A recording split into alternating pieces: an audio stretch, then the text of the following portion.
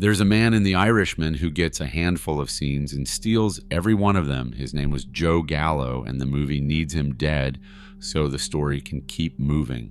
What it doesn't have time to tell you is that the real Gallo kidnapped his own family's leadership, started 2 wars inside one crime family, and spent his last year alive trading philosophy with Manhattan playwrights while the mob decided what to do about him. Everybody else in that world answered to somebody. Gallo answered to nobody and made sure everyone knew it. The film even shows you exactly who killed him. The men who investigated it never agreed, and 50 years later, it has never been settled. But the act came from somewhere. He built his whole personality out of a movie. In 1949, he watched Kiss of Death, watched Richard Widmark play Tommy Udo, the giggling killer who pushes an old woman down a flight of stairs in her wheelchair, and he started doing the voice. He learned the lines. He carried that giggle into real rooms with real men who could actually hurt him, and it worked because the giggle told you he might do anything. But something was already wrong before the movie.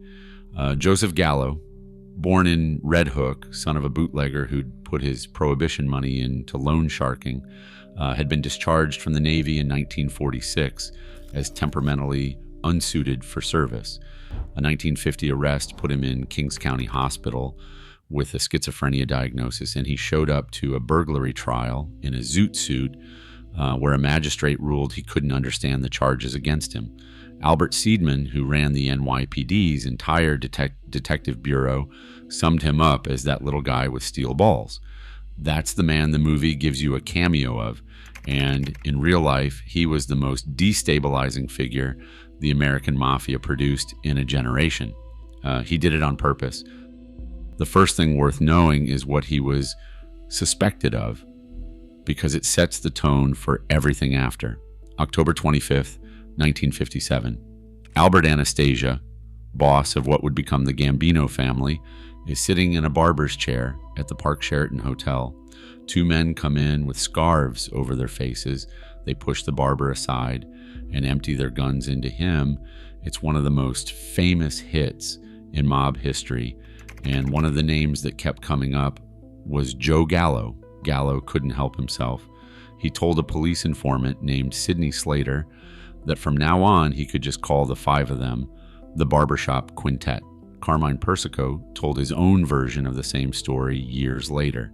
Now, nobody ever proved a thing, and I'm not going to pretend they did, but think about the kind of man who turns a suspected murder into a punchline about close harmony singing.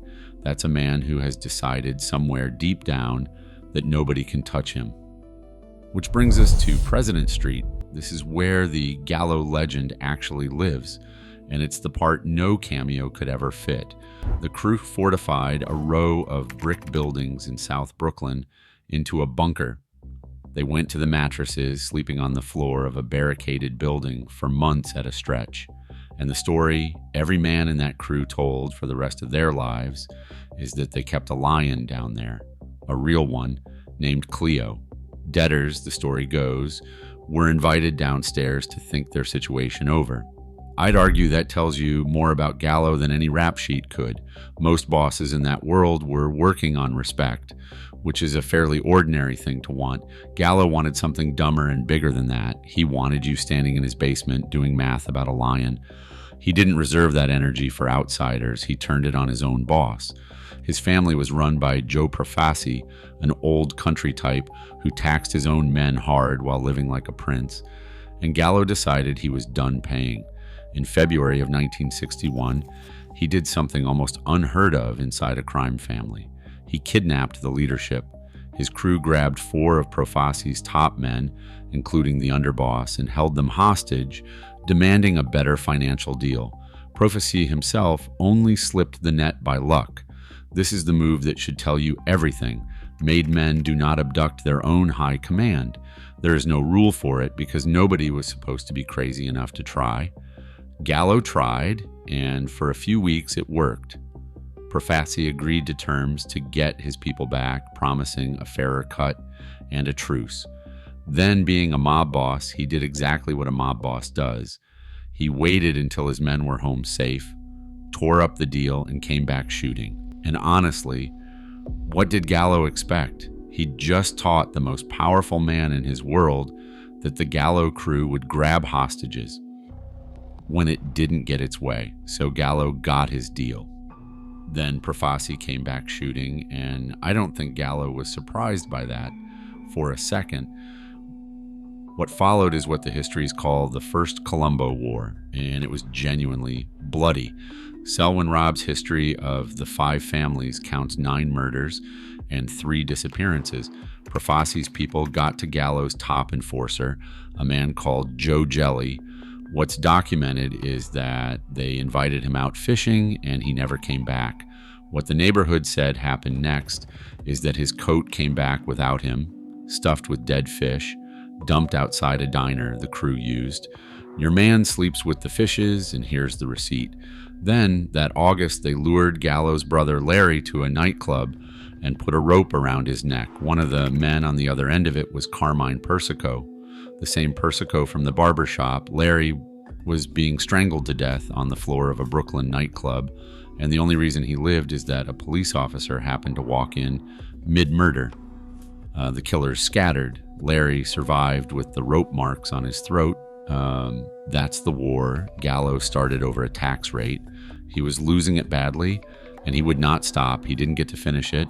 A jury convicted him on a separate extortion case that November, and that December, a judge gave him 7 to 14 years. And the month after they locked him up, Larry and Albert and 5 of the crew pulled a woman and her 6 children out of a burning tenement in Brooklyn. Life magazine ran it for about a week. The Gallo brothers were heroes in the newspapers while the bodies were still going into the ground.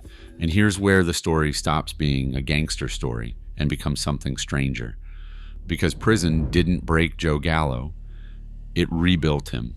If you're enjoying the story so far, do me a favor and hit subscribe, because the second half of this man's life is even harder to believe than the first. This is a Brooklyn kid who dropped out of school, and he walks into Attica and he starts to read, reportedly up to 8 books a day. He'd taught himself the Evelyn Wood speed reading method, which is the only way a number like that works at all, and he used it to go through Kant, Schopenhauer, Voltaire, Nietzsche, Spinoza, and Wilde. By the end, he'd given himself something close to a liberal arts degree, 1 book at a time, in a cell. He took up watercolor painting, and he came out calling himself a painter and a poet, and he meant it. But nothing in there softened him.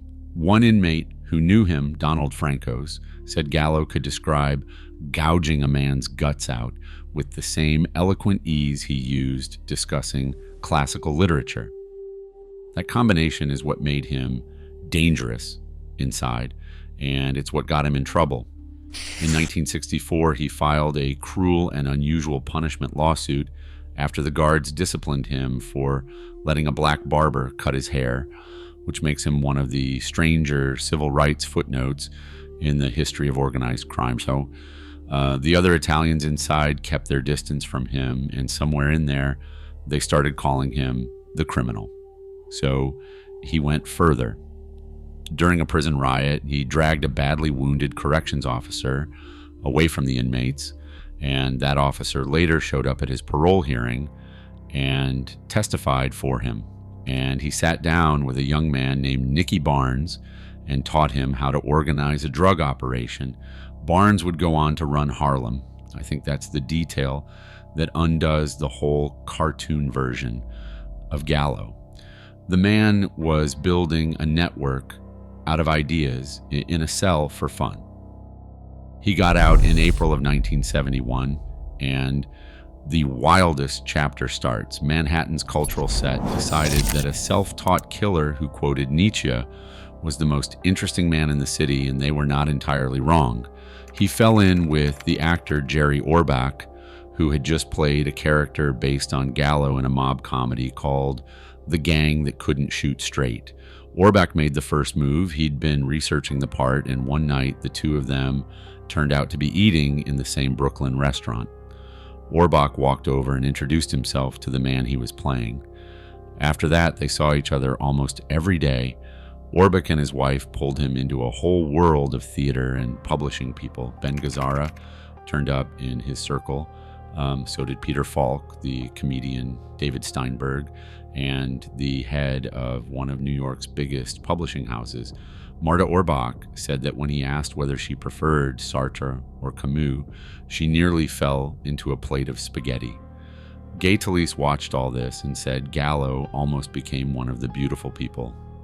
He even remarried into that world. Just 3 weeks before he died, Gallo married a woman named Sina, who had trained for the convent before she married someone else, and they held the wedding at Jerry Orbach's home with David Steinberg standing up as best man. Picture that guest list.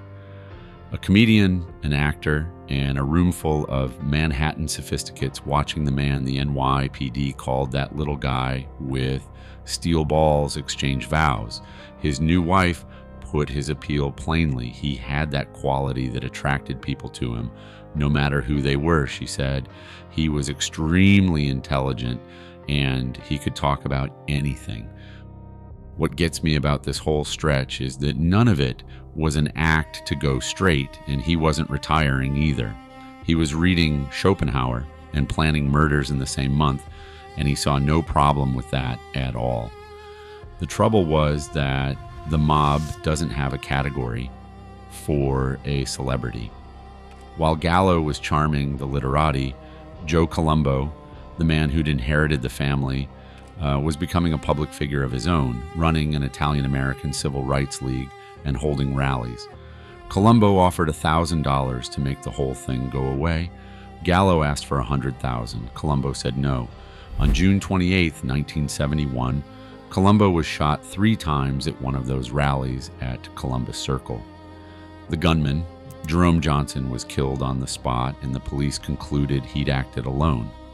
But nobody in that world believed it. The suspicion landed on Gallo because, of course, it did. He was the one man, reckless enough, connected enough to black associates from prison, and hated enough to make the story stick. Colombo survived, paralyzed, and lingered for 7 years before he died. Whether or not Gallo arranged it, and there's no proof he did, being blamed for it was a death sentence all by itself. He seems to have known. Marta Orbach said they talked about it, and he told her there was no way to know when or where it would come. He wasn't worried about the Maid guys, he said. He was worried about some nobody with a gun who wanted to make a name.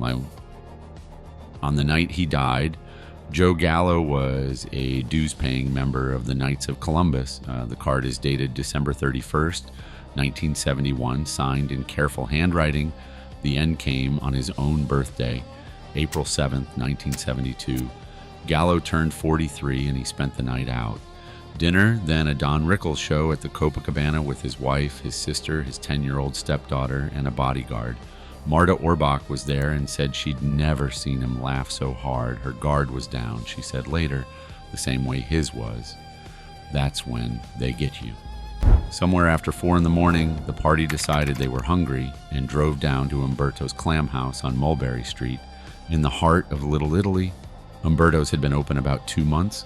It was founded by Umberto Ianiello, and a federal judge later found it was secretly owned by his son, Matthew, a Genovese capo they called Matty the Horse, which means it was somebody's house.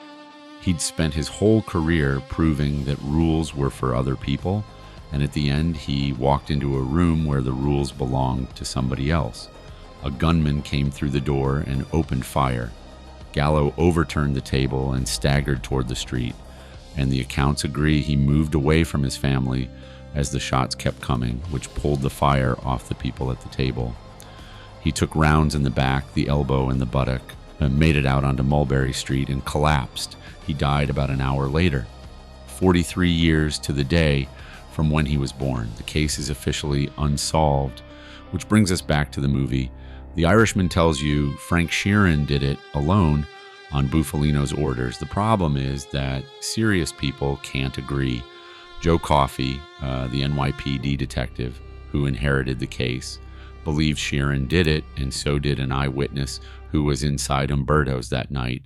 But Gallo's own widow remembered several attackers, all short and apparently Italian, and Sheeran was 6'4" and half Irish, half Swedish.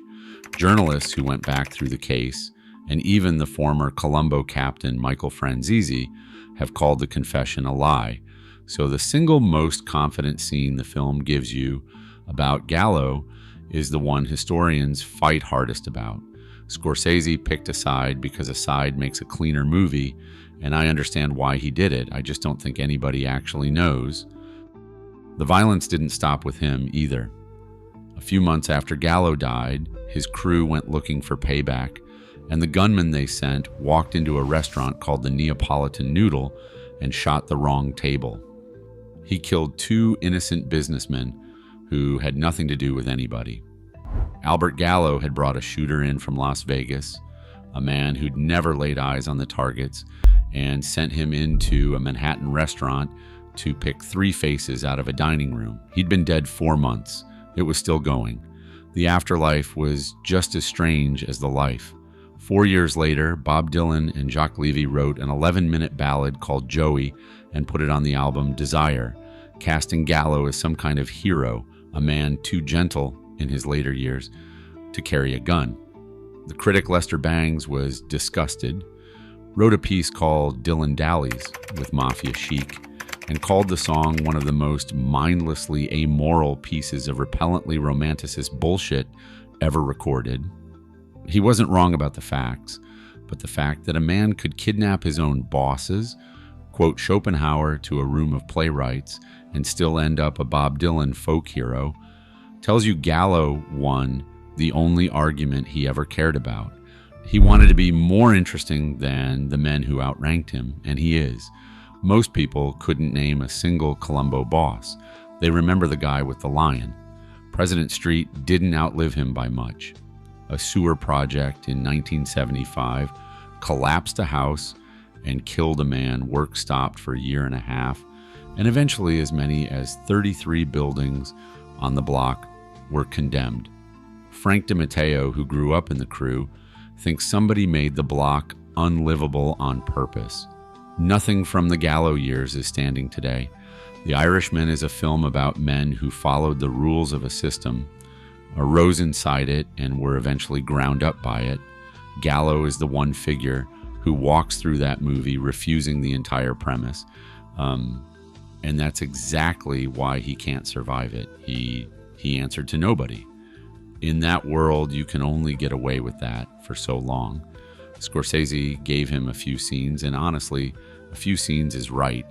Gallo was never going to be a lifer. He burned through every room he walked into, and then he was gone. The men around him in that film got long careers and slow ruin. Gallo got 43 years. 50 years on, people are still telling his story, and I suspect that's the trade he'd have made. I've got another wise guy story just as strange coming next week.